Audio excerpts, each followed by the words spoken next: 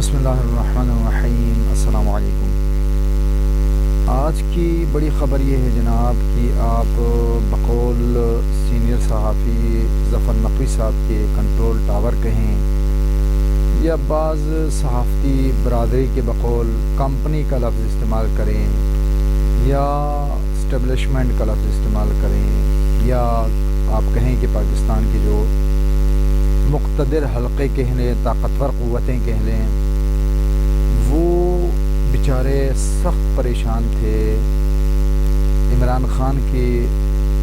Jail کے اندر سے لکھے ہوئے آرٹیکل کا امریکہ کے مشہور و معروف جریدے کے اندر شائع ہو جانے کی وجہ سے اور اس کی اتنی پذیرائی اس کو ملنا کہ 2006 کے بعد کوئی ایسا آرٹیکل جس کو دنیا نے اس قدر اس آرٹیکل کا مطالعہ کیا، دنیا نے پڑھا،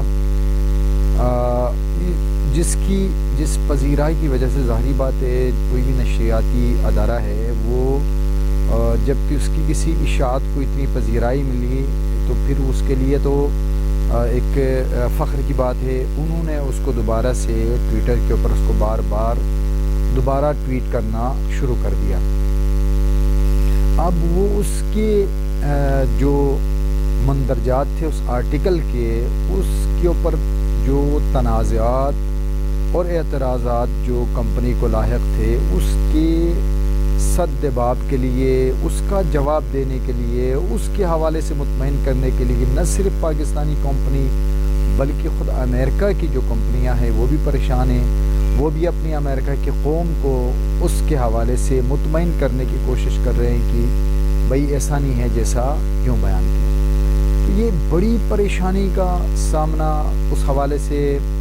ہم نے آپ کی خدمت میں سابقہ جو ویلاگ ہے اس میں یہ بتایا کہ معتبر ذرائع سے یہ پتہ چلا کہ بڑی سطح پہ جو اڈیالہ کے جو وہاں پر جو تعینات کارندے ہیں ان سے بڑے سطح پہ پوچھ گچھ جو ہے وہ ہو رہی ہے، کس وجہ سے، کس انداز میں، کس طریقے سے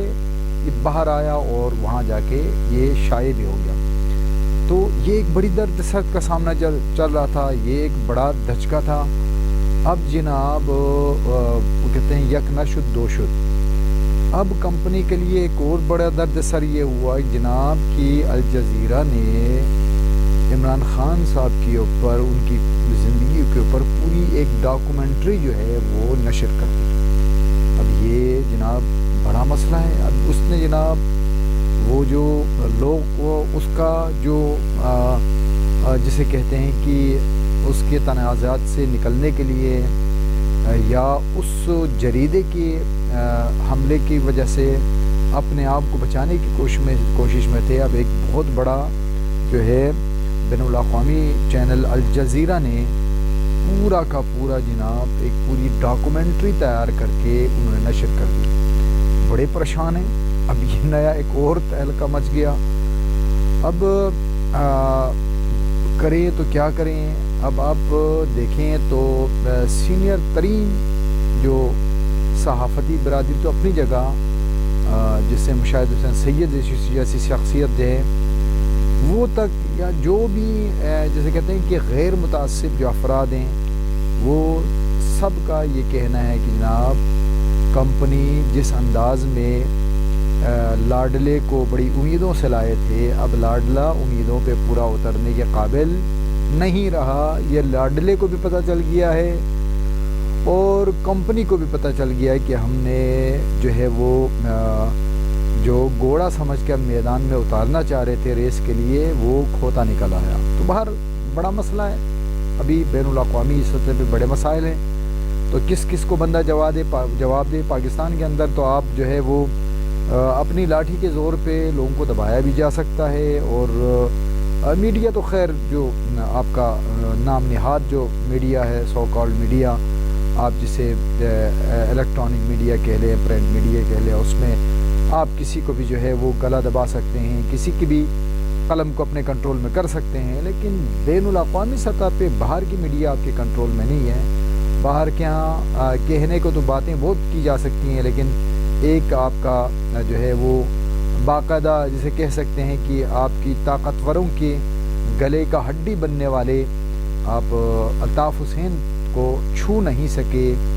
اسے وہاں سے بلا نہیں سکے، اس لیے کہ باہر کے اندر آپ کی باہر کے ملکوں میں آپ کی وہ ساکھ آپ نے بنائی نہیں ہے۔ ایک واحد بندہ جو پاکستان کی دنیا میں ساکھ بنانے کے لیے جا رہا تھا، آپ نے اسے اٹھا کے جب آپ کے لیے آپ کو ناپسند ہوا اور جب آپ نے دیکھا کہ ہمارے لیے خطرہ ہے یا آپ نے محسوس کیا تو لہٰذا آپ نے اٹھا کے اس کو جیل میں ڈال دیا۔ تو لہٰذا جو ساکھ آپ نے بنائی ہے اس ساکھ کی وجہ سے دنیا میں آپ کی کیا ویلیو ہے وہ تو یقینی طور پہ، لہٰذا پاکستان کے اندر پاکستانی میڈیا کی آوازیں تو آپ بند کر سکتے ہیں، ان کو کنٹرول کر سکتے ہیں، لیکن اب جو ہے وہ کہتے ہیں کہ جب ایک خدائی لاٹھی جب چلتی ہے تو یہ یقیناً اس دور میں خدائی لاٹھی ہے کہ جو سوشل میڈیا جو ہے وہ کسی طریقے سے وجود میں آئے اور اس سوشل میڈیا کے اندر جناب ایک وہ سچ بولنے والوں کا ایک طوفان کھڑا ہو گیا۔ اس طوفان کے اندر کس کس کی آپ زبان بند کریں گے، کس کس کو آپ روکیں گے؟ تو بہرحال بہت جو ہے وہ سنگین حالات کا طاقتوروں کو سامنا ہے، پریشان ہے۔ اب جب یہ حالات دیکھیں ہیں تو ہم نے غالباً آپ کے سامنے یہ پہلے ہی بریک کر کے آپ کو بتا دیا تھا کہ بڑی سطح پہ کوشش چل رہی ہے کہ کسی طریقے سے ایک تو ہم نے آپ کو بتایا کہ ایک تکفیری جو قوتیں ہیں ان کے ایک جو ہے مولوی کو جو مروا دیا گیا، وہ مارا گیا۔ اب اس کے موت کے جو ہے وہ پرچار کو لے کر اس کے خون کا بدلہ جو ہے اس کے نام پہ تکفیریوں کو جو ہے وہ فری ہینڈ دے کے آزاد کر کے انہیں میدان میں اتارا گیا کہ جو بھی تم نے کرنا ہے کرو۔ اس کے جو ہے نتائج بھی تقریباً آنا شروع ہو گئے ہیں۔ ابھی تازہ خبریں آ رہی ہیں کہ پر چنار کے کچھ جو ہے وہ محب وطن شہریوں کی گاڑی پہ فائرنگ ہوا ہے اور کچھ شہادتوں کی خبریں بھی آ رہی ہے۔ باہر ایک تو یہ ہے کہ کسی طریقے سے کوئی ایسی انتشار اور فتنے فساد کی بازار کو گرم کیا جائے کہ آپ دنیا کو بتا سکو کہ بھائی ہمارے ملک کے اندر تو اس طرح امن و امان نہیں ہے،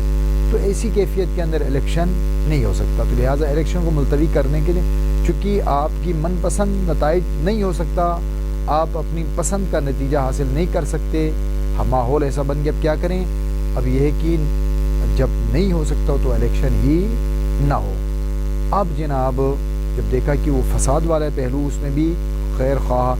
جسے کہتے ہیں کہ یعنی اپنی مرضی کے مطابق جو نتیجہ ہے وہ ابھی تک شاید حاصل نہیں ہو سکا، تو لہٰذا اب جو ہے وہ پریشر دینے کا جو سلسلہ الیکشن کمیشن کے کسی طاقتور کو ہم نے ہمارے معتبر ذرائع کا یہ کہنا تھا کہ چیف الیکشن کمیشن جو ہے ان کی طرف شاید کوشش تھی کہ وہ استعفیٰ دے دیں، لیکن لگتا ایسا ہے کہ وہ راضی نہیں ہوئے، تو لہٰذا الیکشن کمیشن کے جو ہے وہ سیکٹری الیکشن کمیشن عمر حمید صاحب جو ہیں ان کا استعفیٰ حاصل کر لیا گیا ہے۔ تو ان کے جو ہے استعفاء سے شاید ہو سکتا ہے ان کے مستعفی ہونے سے الیکشن کو ملتوی کرنے میں ایک اپنا ایک سیڑھی کا ایک زینہ اب طے کیا جائے، اور آنے والے وقتوں میں آپ دیکھیں گے کہ اس حوالے سے مزید کوششیں ہوں گی ہماری۔ بہرحال جس طرح بار بار ہم یہ التجا کرتے ہیں، ہم اپنے طور پہ ریکویسٹ کرتے ہیں ایک پاکستانی ہونے کے عنوان سے، اپنی دھرتی کا درد رکھنے کے عنوان سے ہم یہی کہہ سکتے ہیں کہ طاقتوروں کو ابھی بھی وقت ہے، پاکستان کی سلامتی کے لیے سوچنا چاہیے اور پاکستان کی بقا کے لیے سوچنا چاہیے، اور ہم یہ درخواست کرتے ہیں کہ خدا کے لیے ملک کی جو ہے اپنی ذاتی مفادات کے لیے اس پاک دھرتی کو خطرے میں نہ ڈالا جائے۔ ایک تو یہ پاکستان کے اندر کے معاملات ہے جو میں نے عرض کیا، اور آخر میں دو چار نکات دوبارہ سے جو ہے وہ حق و باطل کا جو معرکہ برپا ہے فلسطین کے اندر، جہاں پہ ہمارے قبلہ اول بیت المقدس کی خاطر قربانی دینے والے غزہ کے بارے میں آج کی رپورٹ یہ ہے کہ وہاں پہ جو املاک جو ہے عمارتوں کو جو نقصان پہنچایا گیا ہے وہ بین الاقوامی اداروں کا یہ اعتراف ہے کہ اب غزہ رہنے کے قابل نہیں رہا، یعنی تمام عمارتوں کو مسمار کر دیا گیا ہے۔ بزدل ہے دشمن کے اندر غیرت نہیں ہے، دشمن کے اندر حمیت نہیں ہے،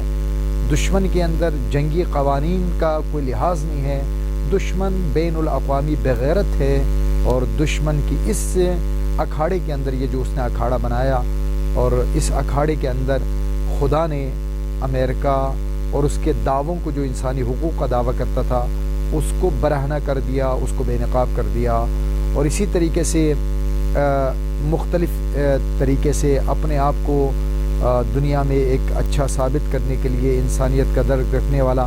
ثابت کرنے کے لیے حیوانات کے ساتھ جو ہے اپنی لگاؤ کہ میں انسانوں کے لیے ہم بہت اچھے ہیں، اور جان بچانے والی ادویات کے اندر جو ہے وہ اپنی شمولیت کر کے اس کے اندر ڈونیشن دے کے، جو یہود و نصارہ کوشش کر رہے تھے کہ اپنی نیک نامی کو ثابت کیا جائے، وہاں پہ دودھ پیتے شیرخوار معصوم بچوں کی شہادتوں کے اندر اپنے ہاتھ کو رنگین کر کے دنیا کے سامنے بتا دیا کہ حقیقت میں یہود و نصارہ کا گندہ ترین چہرہ کیسا ہے، وہ آپ کو نظر آ رہا ہے۔ تو لہٰذا یہاں پہ دنیا نے اعتراف کر لیا کہ جو ظلم و بربریت ہوا ہے اس کے نتیجے میں اب وہاں پہ رہنے کے قابل نہیں ہے، اس کے باوجود وہ لوگ جو ہے وہ زیر آسمان بغیر چھت کے زندگی گزار کر بیت المقدس کی، اپنے قبلہ اول کی جو ہے وہ تحفظ کے لیے، دفاع کے لیے وہاں رہنا چاہتے ہیں، اپنی سرزمین کا دفاع کرنا چاہتے ہیں، اور یہ ان کا استقامت ہے کہ جس کے نتیجے میں آج پوری دنیا کے ساتھ کھڑے ہونے کے باوجود اسرائیل شکست کی طرف جا رہا ہے، اور انشاءاللہ فلسطین آزادی کی طرف جو ہے وہ گامزن ہے۔ اور ابھی کی جو ہے ابھی تازہ اطلاعات یہ ہے کہ تقریباً کوئی 80 کے قریب میزائل سے بڑا حملہ کیا ہے حزب اللہ نے، اور اسی طریقے سے حماس کی طرف سے بھی بڑی سطح پہ حملے، اور ایک دن کے اندر حماس کے ہاتھوں 12 جو صہیونی فوجی ہیں ان کے جو ہے وہ شدید انداز میں ان کے زخمی ہونے کی خبریں بھی ہے، اور ان کے لیے چونکہ وہ کہتے ہیں کہ ہمارے بہت قیمتی ہیں، تو لہٰذا شدید نقصانات، اور یہ وہ نقصانات ہیں کہ جو وہ اعتراف کر رہے ہیں، حقیقت میں نقصان کا اندازہ خدا بہتر جانتا ہے۔ یقینی طور پہ وہ کہتے ہیں کہ قرآن کا بھی وعدہ ہے کہ اگر انسان صبر کے ساتھ میدان میں رہے تو ایک مومن، ایک مسلمان جو ہے وہ 10 دشمن کا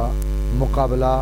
کرنے کی صلاحیت خدا عطا کرتا ہے۔ پروردگار سے دعا ہے کہ ہمیں فلسطین کی آزادی دیکھنا نصیب فرمائے۔ پاکستان زندہ باد۔